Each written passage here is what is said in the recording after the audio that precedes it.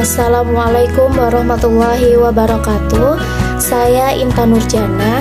Di sini saya akan menjelaskan tugas makalah dari mata kuliah Psikologi Pendidikan dengan tema aliran psikologi kognitif, implikasi psikologi kognitif dalam pendidikan.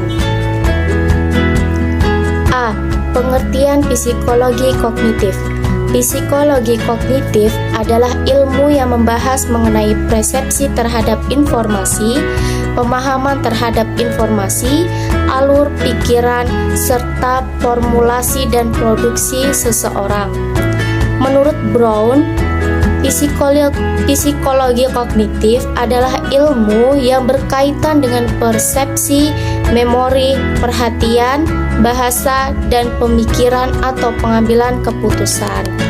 Lebih spesifik, Sternberg menjelaskan bahwa psikologi kognitif adalah studi tentang bagaimana seseorang memandang, belajar, mengingat, dan berpikir informasi. Secara umum, psikologi kognitif adalah ilmu yang mempelajari persepsi, proses berpikir, ingatan, perhatian, bahasa, proses belajar, dan pengambilan keputusan. B. Sejarah psikologi kognitif. Diawali dari rasa penasaran terhadap pengetahuan dan bagaimana pengetahuan yang ditampilkan dalam pikiran menjadi awal kemunculan kognitif. Terdapat dua perspektif tentang bagaimana gambaran yang ditampilkan dalam pikiran, yaitu perspektif empiris dan perspektif nativis. Perspektif empiris memandang pengetahuan yang diperoleh dari pengalaman sepanjang hidup, sedangkan perspektif nativis menjelaskan bahwa pengetahuan sudah tersimpan dalam otak manusia sejak lahir. Namun, kedua perspektif tersebut tidak dapat dibuktikan secara mutlak, sehingga harus terjadi tanpa adanya pihak yang menang. Memasuki abad ke-19, para psikolog bermunculan dari bidang studi filsafat.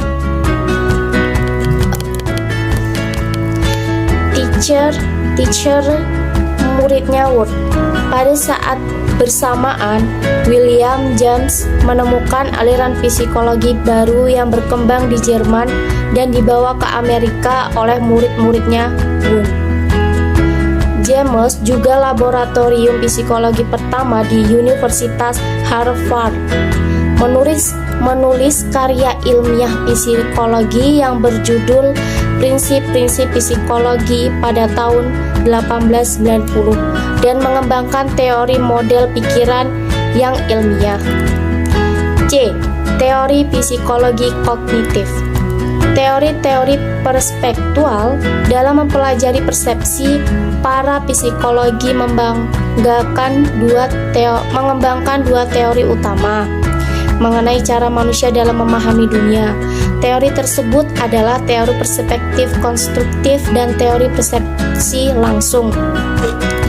Teori persepsi konstruktif ini menjelaskan bahwa manusia melakukan konstruksi secara aktif dengan memilih stimulus atau rangsangan dan menggabungkan sensasi tersebut dengan memori.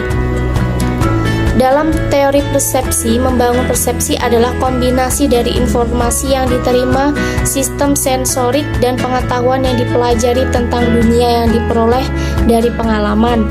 Misalnya, ketika kamu melihat seseorang mendatangi kamu dari jarak, kamu mengenali orang tersebut karena ciri-ciri fisik seperti hidung, mata, rambut, dan sebagainya yang ditangkap oleh mata, dan karena kamu memiliki bahwa orang tersebut memang pada waktu tersebut dan di tempat tersebut.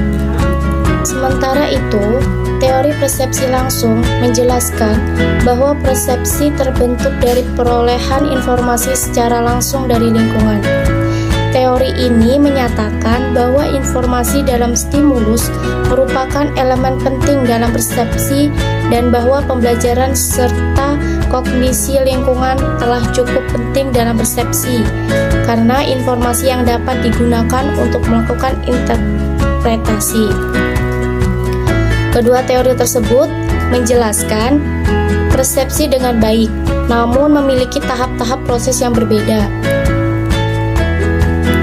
D. Ruang lingkup psikologi kognitif.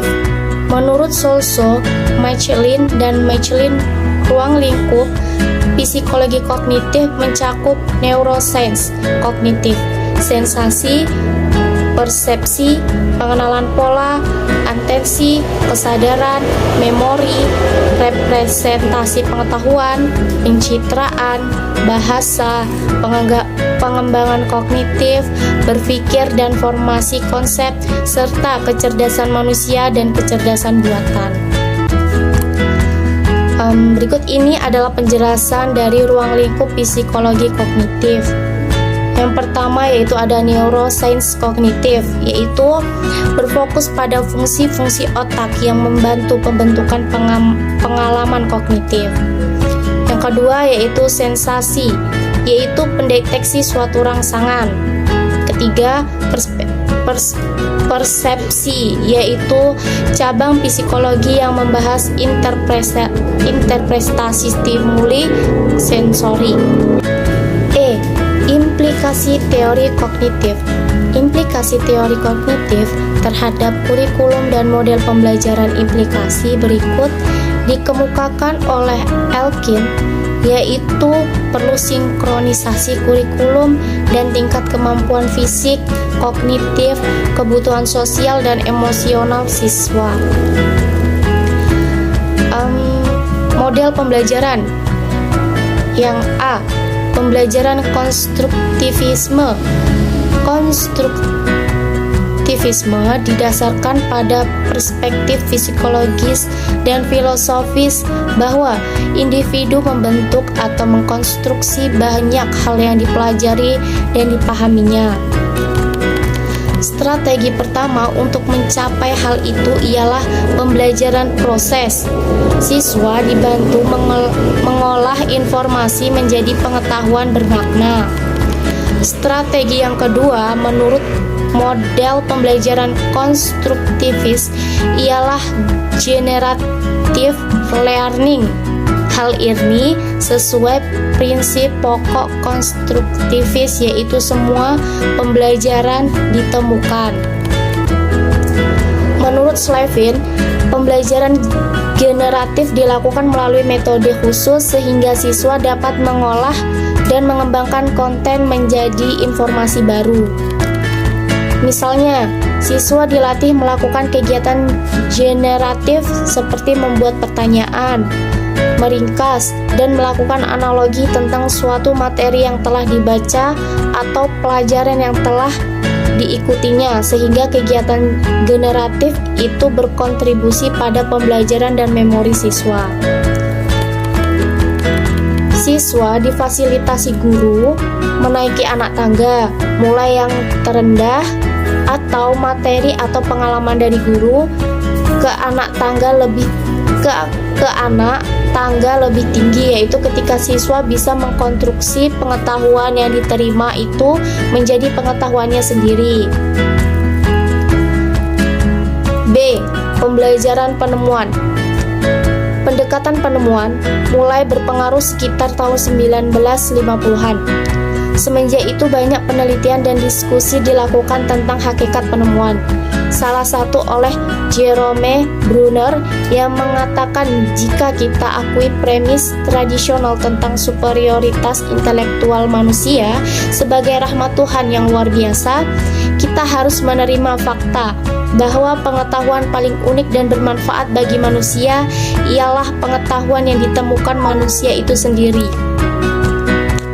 Jadi, pembelajaran penemuan tidak fokus pada penemuan saja, tetapi yang penting ialah merubah sikap siswa dari yang biasa menerima sajian materi oleh guru di kelas menjadi senang mencari dan bereksplorasi sendiri.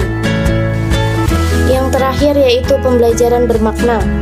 David Ausubel membedakan meaningful learning dan rote learning atau pembelajaran hafalan. Pembelajaran hafalan mengacu pada hafalan fakta atau asosiasi seperti daftar pengaliran bilangan, simbol kimia, rumus, matematika, kosakata bahasa asing, dan lain-lainnya. Sebaliknya, pembelajaran bermakna timbul ketika materi ajar terkait dengan pengetahuan, konsep, atau informasi yang telah dikuasai siswa. Swabel juga membedakan reception dan discovery learning. Perbedaan ini penting mengingat hampir semua pembelajaran siswa di sekolah dan luar sekolah, termasuk reception learning, yaitu hasil pembelajaran yang diajarkan guru. Selain itu, Swabel adalah penyokong pengajaran ekspositori. Dia percaya melalui pengajaran ekspositori, siswa dapat langsung mempelajari sampai pada tingkat abstraksi yang tinggi suatu mata pelajaran. Walaupun Ausubel pembela pengajaran ekspositori, dia percaya pembelajaran penemuan bermanfaat untuk mentes kebermaknaan pembelajaran, sehingga siswa bisa membedakan apakah suatu pembelajaran tergolong bermakna atau hafalan. Sekian dari saya, terima kasih. Wassalamualaikum warahmatullahi wabarakatuh.